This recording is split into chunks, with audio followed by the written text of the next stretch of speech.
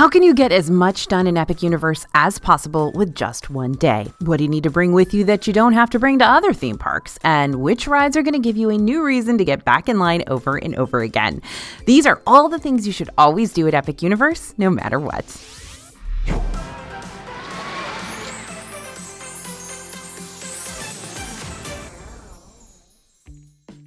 Hey everybody, it's AJ for Disney Food Blog, and the purpose of today's video is to make sure that your next Epic Universe trip is awesome. What, you thought I was going to say epic? That's way too obvious. Whether it's the things you should always do that are fun or the things you should always do that are practical and yet still, by association, fun, it's important to gather up all this advice and take it to heart before and during your upcoming Epic Universe visit to make it 10 times better. That's especially true for number 11 on this list because, well, it might just be the most important reminder of them all. You'll see what I mean. Right off the bat, Dracula humor.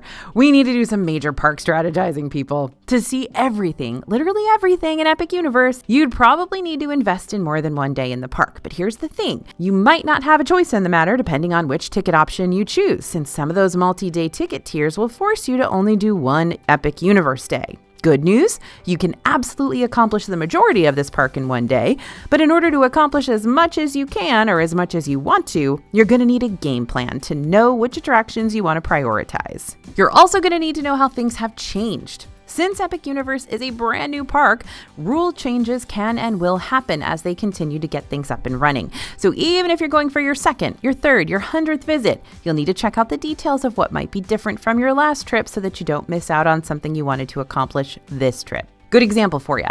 When Epic Universe was still in preview mode, Harry Potter and the Battle at the Ministry was using a virtual line system to manage the crowds. Ever since opening day, though, and even a little before that when previews were still happening, Battle at the Ministry went ahead and switched over to a regular standby line instead, and it's been that way ever since. Does that mean Epic Universe will never switch the ride back to a virtual line? Not at all. The tech is still there, ready to go at any time. And whenever the crowds start to get higher, when park capacity opens up more, or when the holiday crowds start rolling in, Epic Universe could very well be like, okay, this is wild, we need some sort of crowd management back in place again, and reactivate it. We'll keep you in the loop either way, but the most important thing for you to remember is that just because the rules worked one way before doesn't mean they're set in stone from here on out, so you're going to want to stay proactive about that. My best advice to you, choose one thing in each land that you know is a must-do for you and maybe a backup option just in case the attraction you choose as your number one priority is having technical difficulties that day. And focus in on getting those done first. Then everything else you're able to squeeze into your day can be the proverbial icing, sprinkles, gravy, and cherries on top. Now, if you're like, hold up, I don't even know where to begin when it comes to choosing my priority Epic Universe options, that's cool. I felt just like that before I went to this place the first time too. But we've got a free PDF breaking down pretty much everything you can do in each land around Epic Universe to give you a nice springboard to work with. Just scan the QR code you see on the screen now or head to disneyfoodblog.com/epic after this and we'll send it your way. Haha, number 2 on our list is do a barrel roll. I might be on an island of my own making with this one because several of my fellow DFB team members do not agree with this sentiment, but I can't help myself. Dragon Racers Rally over in Isle of Berk is one of my new favorite rides in all of Orlando. Yeah, say what you want about it, but I, for one, think it's a blast. During Dragon Racers Rally, you'll be training to become a champion dragon racer, which sounds like a dream come true, right? And while you're high in the sky, you'll get to practice aerobatic maneuvers and high-speed barrel rolls on Viking-made dragon riding trainers that reach heights of up to 67 feet. Yep, that means you will be spinning upside down if you want to. Something good to know, though, is that you get to control how wild or mild your dragon ride is, so it can be as exciting as you choose. But if you do no barrel rolls whatsoever, this ride can be a bit too tame, still joyful and fabulous, but pretty tame. So if you think your stomach can handle it, then barrel roll. Barrel roll like the wind, bullseye. You'll be able to find the barrel roll how-to instructions while you're waiting in line, so be sure to read up on that before you board and don't skip them entirely while killing time on your phone or playing heads up with your group. Even if you read the instructions, keep in mind that you're going to have to put a little muscle into those barrel rolls to keep them rolling. Just be sure to have one wing down, one up, and really throw your weight into it.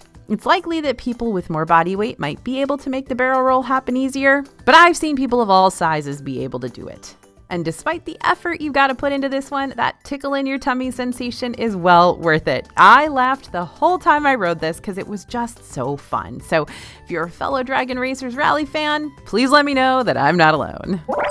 Meeting characters has admittedly never been a thing I felt the need to prioritize at the other Universal Orlando parks, but Epic Universe is changing the game. There's always someone to see and take pictures of or chat with around Epic Universe, and depending on the character interaction, you might also be able to discover more behind the lore of the portal you're in. Here's a quick breakdown of the different characters you can possibly meet during your Epic Universe day, as well as where you can possibly track them down. Note, most characters come and go as they please, and you're not going to necessarily find wait times for them on the Universal app. The app should, at the very least, though, let you know what time frames some of the more popular characters will be making their appearances. In Super Nintendo World, you'll have the chance to meet and even talk to video game characters like Mario, Luigi, Princess Peach, Toad, and Donkey Kong. Peach's Castle Courtyard is usually where you'll find Mario, Luigi, and of course Peach herself, though Peach will more than likely be hanging out in her own little shaded gazebo. Toad, on the other hand, chills around Toadstool Cafe, which makes sense. He is one of the head chefs there after all. DK, however, occasionally meets guests over in the Donkey Kong Country section of his portal over at Donkey Kong's Treehouse. In Dark Universe, the Universal monsters come out to roam Darkmoor, so expect to find Frankenstein's monster and his bride lurking in the recesses around Toiletten. If you're dressed in vampire attire or have recently had a vampire makeover at the Darkmoor Monster Makeover Experience, they might not be too keen to see you. You've been warned. The Invisible Man tends to be out and about more than the Frankenstein crew, but most commonly you'll find him interacting with guests around Das Steakhouse. And Igor likes to wander as well, sometimes towards the Darkmoor experience and sometimes around Monsters Unchained, the Frankenstein experiment. You might also wander into other characters like monster hunters and musicians who will gladly tell you more about the lore behind Darkmoor. Well, as long as you appear to be a friend rather than a foe. In the Wizarding World of Harry Potter, Ministry of Magic, you're not going to find any designated meet and greets per se, but you will find several characters roaming about, like Wizarding World students and Aurors and Wizard Police and musicians, and even the occasional talking portrait on the wall. You can hold a real-life conversation with a potential portrait every now and then over at Le Goblet Noir. But of course, the most popular meet and greets are happening over at How to Train Your Dragon's Isle of Berk, because this is where you can meet Hiccup, Toothless, and several other Viking and dragon friends. While many of the roaming characters tend to stick around the dragon stables, close to the Untrainable Dragon show, Toothless has a stationary meet and greet location at Haddock Paddock, which is close to the Toothless Treasures gift shop. Our DFB team members wear a lot of hats while on the job, sometimes figuratively and sometimes literally, as in switching out hats for every new portal they step into to fit in with each Epic Universe area. While you might want to change up your outfit of the day to match every land you enter around Epic, that can be a lot, for sure. So you might be better off sticking to one style surrounding what you think your favorite land is going to be, and then taking as many pictures as possible within that land while you're there. Then, when you come back to visit, you can dress to the nines for a different land and take a whole bunch of new pictures inside your coordinating portal. But here's the bigger question. What do you wear while you're there? After all, you're still going to want to wear something light, cool, and breathable to help manage the Florida heat. Yet you're also going to want to wear something that doesn't match everyone else coming to the park. So what do? I think we can help you out with that. Recently, we added some new shirt designs to dfbstore.com that I think you'll find epically delightful. From Wizarding World inspired quotes to familiar monsters living out their best vacation lives, those are my favorite. We got several different designs and styles and colors for you to choose from and sport proudly during your upcoming visit. Head over to dfbstore.com to check them out. Depending on which quick service you're wanting to eat at during your next Epic Universe visit, mobile ordering through the Universal Orlando app might work a little differently than what you're used to at other theme parks. At Epic, mobile ordering at quick service looks like this. First, you'll select your quick service restaurant through the app. Then you can head over to said quick service location and find a table inside the restaurant's dining room. After you've found a seat, you'll enter your table number either manually or by using the QR code on your table. This will let the team members know where to deliver your food. And then it's time to eat. It's honestly a very convenient system in the sense that it allows you to not have to worry about anyone saving seats prematurely and causing you to walk around with a tray full of food not knowing where to settle in. And of course, there's always the convenience of not having to wait in a long physical line to order at the counter. But if you're traveling here by yourself, I do want to warn you that this system can be a little bit awkward at times. Let's say you place your order and enter your table number, but then you have to go to the bathroom, or you want to go fill your refillable mug. What do you do then? Basically, the options you have are to to let a team member know you're stepping away from the table, or you can leave some of your belongings behind to signify that you've only stepped away momentarily, but you'll be back shortly. The latter of those options stresses me out to the max, since that definitely poses the risk of a meanie head swiping your stuff. Hopefully not, but you can never be too careful. So ultimately, my advice, as a professional party of one, is to go to the bathroom before you dine anywhere in the park if you're eating solo, to save you from awkward encounters and unnecessary stress. But that still doesn't fix the whole going and filling up your refillable mug. I get it. Usually I'll take my wallet out of my bag and leave my bag there and tell the people sitting next to me that I'll be right back. So this is piggybacking off the first point in this video. You know how we mentioned picking out your priorities and making everything else the proverbial icing, sprinkles, gravy, and cherries on top? Well, during your next Epic Universe visit, try making the icing, sprinkles, gravy, and cherries into your new priorities to shake things up. While those little hidden gems or secret Easter eggs or specialty offerings might not be number one on your radar during your first visit, they can be great things to help you pad your days in future visits. For example, you can try one Stardust Racers coaster track the first time you ride and try the other track the next time, since both tracks will give you a slightly different experience and different ride intensities. You can find as many hidden Pikmin as you can around Super Nintendo World. You can get a full-on monster makeover at an extra cost over at Darkmoor Monster Makeover Experience. Just keep in mind that if you get this makeover done and you're 21 and over, you will not be able to order alcoholic beverages as long as you're sporting that face paint. And to be fair, you won't be able to order them if you're under 21 either. So get all those priority boozy drinks out of the way beforehand.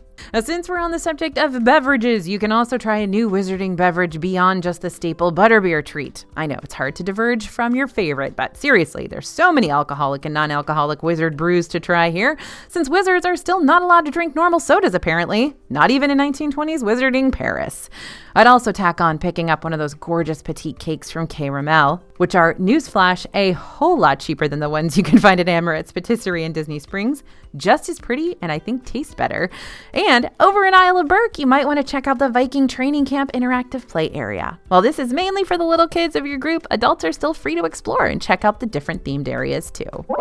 So I hear a lot of great things about Epic Universe, but one of the main complaints I hear always seems to be brought up when talking about how this new park has a severe lack of shade.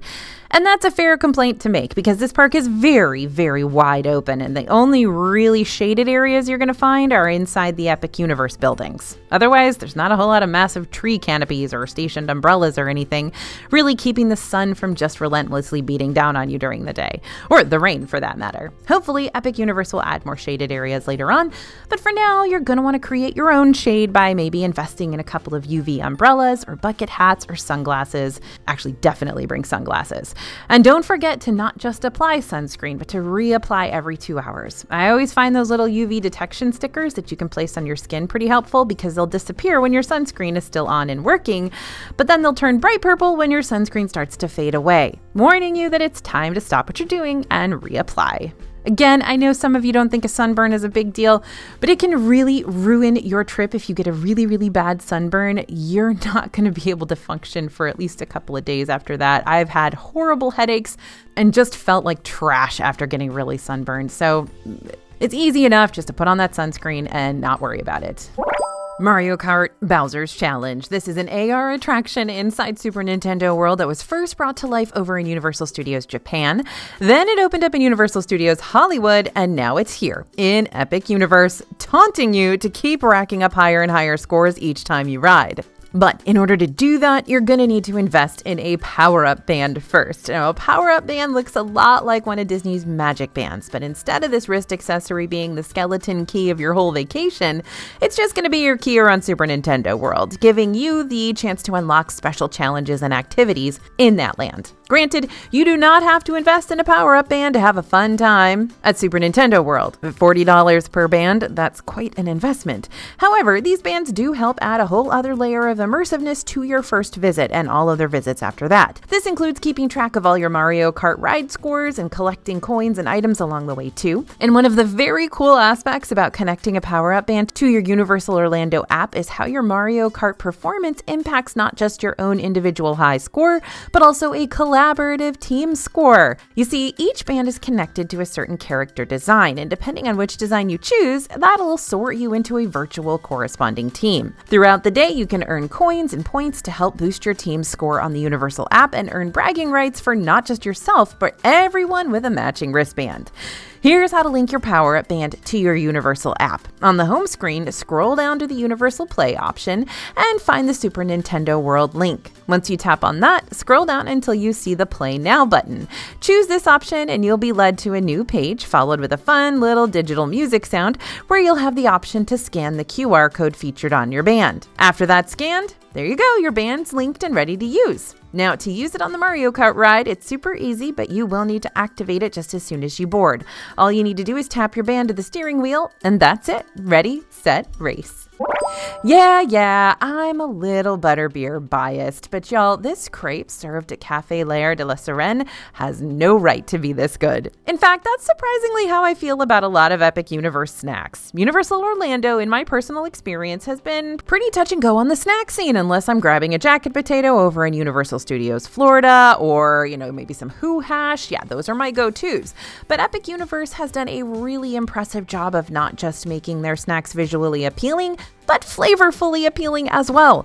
Here's a lightning round of some of the latest Epic Universe snacks we've tried and thoroughly enjoyed that you might want to try now, or you might want to try at a later date. Just keep them in mind, and we're constantly exploring and tasting and learning new things about the food scene on this park daily, so our recommended options now could change in a few months or even in a few weeks. Okay, item number 1, the Tteokbokki skewer at Star Sui Bao is essentially 3 sections of a hot dog separated by chewy rice cakes that have the texture of a potato in the best way possible, and then it's all wrapped up in a nice griddled cheese. Item number 2, the vanilla caramel cake pop from How to Treat Your Dragon is a super thick Viking shield shaped goodie that easily has a whole cupcake's worth of cake inside of it, so be sure to bring along your handy Ziploc bag to save this one for later if you can't finish it all in one sitting. Item number 3, the charred loaded potato at the Burning Blade Tavern. This is a hickory char-crusted baked potato topped with Monterey Jack, sour cream, jalapeno bacon, and chives. Yep, found another potato to fall in love with. Potatoes rule the world. Why don't we have them in Disney World? No, seriously. Okay, item number 4, the Banana Napoleon over at the Blue Dragon Pan Asian table service is made with miso butterscotch bananas, 5-spice wontons, and vanilla ice cream. Basically, it tastes like an elevated banana pudding in a really cool way. Item number 5, the mac and cheese cones from Hooligans Grog and Gruel. They come topped with either goldfish crackers, dragonfire chicken, or PB&J, which really stands for pork, bacon, and jam. You can also mobile order these same cones from Spitfire Grill close by if the physical line looks a little too intimidating at Hooligans, which can happen quite often. Oh, and I didn't mention this when I talked about the Banana Napoleon just a second ago at the Blue Dragon, but those Korean wings are really, really good too. Okay, item number 6, the mango smoothie from Yoshi's Snack Stand. It's got a creamy, fresh-tasting whipped cream and additional mango chunks sprinkled on top to make the whole thing taste brighter and fruitier. And finally, which might be my favorite of them all, Epic Universe has unique novelty soda flavors at their Coca-Cola Freestyle machines located in Celestial Park, Dark Universe, and Isle of Berk. And if you've got a refillable cup handy, you can try each of these flavors and keep on filling up on your favorite option without having to pay for a whole new one over and over again. Now, trust me, all you fellow soda goblins out there, the reusable cup at Epic Universe for $18 is well worth it if you plan on using it from sunup till sundown. Not done learning about the snacks around Epic Universe? Then make sure to check out our best things to eat in Epic Universe video when you get the chance to track down even more sweets and eats and drinks that you might want to add to your ever-growing must-try list. Something tells me you've heard about the shows over in Epic Universe, even if in passing. And if you haven't, well, let me fill you in. Epic Universe has a few different stellar shows that you can check out either during the day or at night. For example, there's the indoor live performances like the Untrainable Dragon in the Isle of Berk or Le Cirque Our Canoe in the Wizarding World. These are the two big ones that are not only very cool, using a lot of practical sets and effects and acrobatics and puppets and more, but they're also cool in a literal sense, as in they take place indoors, as in they have AC.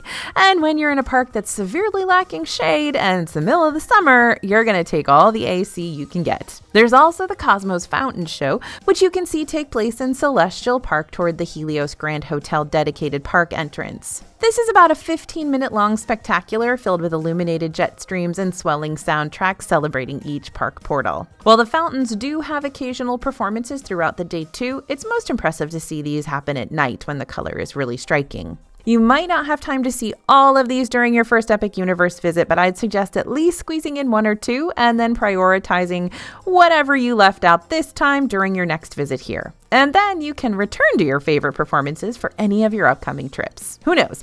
Maybe Epic Universe will have even more entertainment available later on down the road. We're going to wait and see.